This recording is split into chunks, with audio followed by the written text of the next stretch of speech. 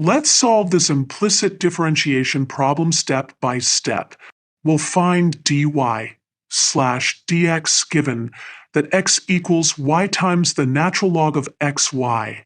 First, let's use the properties of logarithms to expand this expression.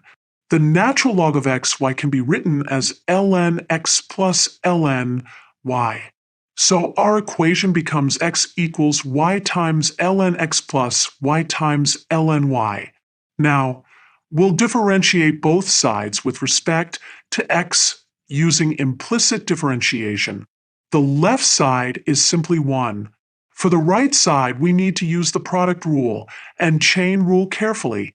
Let's look at each term carefully. The derivative of y ln x gives us y over x plus ln x times dy dx.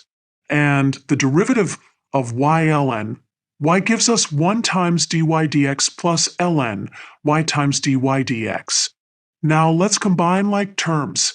All terms with dy dx can be grouped together, giving us ln x plus ln y plus 1 times dy dx.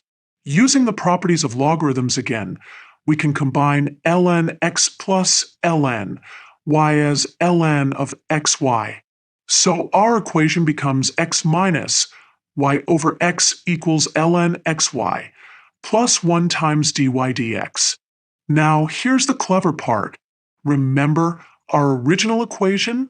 Since x equals y ln xy, we can substitute x over y for ln xy plus 1.